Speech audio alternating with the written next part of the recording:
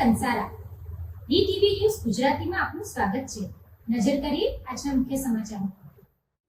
ભારતીય જનતા પાર્ટીના 47મા સ્થાપના દિવસની ઉજવણી કરવામાં આવી રહી છે। રાષ્ટ્ર પ્રથમના મંત્રને વરેલી ભાજપ આજે સૌથી મોટી પાર્ટી બની છે।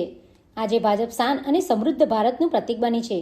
ત્યારે અંકલેશ્વર શહેર ભાજપ દ્વારા સ્થાપના દિવસ નિમિત્તે જવાહર બાગ ખાતે પ્રસ્થાપિત ભારતીય જનતા પાર્ટીના સ્થાપકો પૂર્વ પ્રધાનમંત્રી અટલ બિહારી વાજપેયી, ડોક્ટર શ્યામા પ્રસાદ મુખર્જી અને પંડિત દીનદયાળ ઉપાધ્યાયની પ્રતિમાને શ્રદ્ધાંજલિ અર્પણ કરવામાં આવી હતી।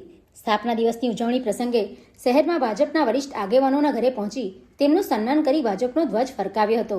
આ ઉજવણી પ્રસંગે શહેર ભાજપના પ્રમુખ ધર્મેન્દ્ર પુષ્કરણા, શહેર ભાજપના સંગઠનના હોદ્દેદારો અને કાર્યકરો ઉપસ્થિત રહ્યા હતા। 1980માં દિલ્હી ખાતે જેનું બીજ રોપાયું એવી ભારતીય જનતા પાર્ટી આજે એક વિશાળ વટવૃક્ષ બનીને લોકોની વચ્ચે આવી છે।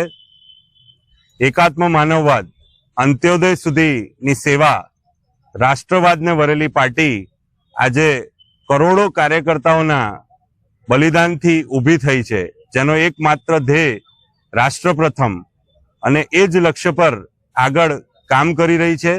એ પાર્ટીનો આજે 47મો સ્થાપના દિવસ ઉજવવામાં આવ્યો, જેને લઈ આજે ભારતીય જનતા પાર્ટીના સ્થાપક પ્રમુખ એવા અટલ બિહારી વાજપેયીજી અને શ્યામા પ્રસાદ મુખર્જી અને દીનદયાળ ઉપાધ્યાયજીની પ્રતિમાને આજરોજ અંકલેશ્વર શહેર ભાજપ દ્વારા પુષ્પાંજલિ કરવામાં આવી, જેની અંદર મોટી સંખ્યામાં કાર્યકર્તાઓ ઉપસ્થિત રહ્યા।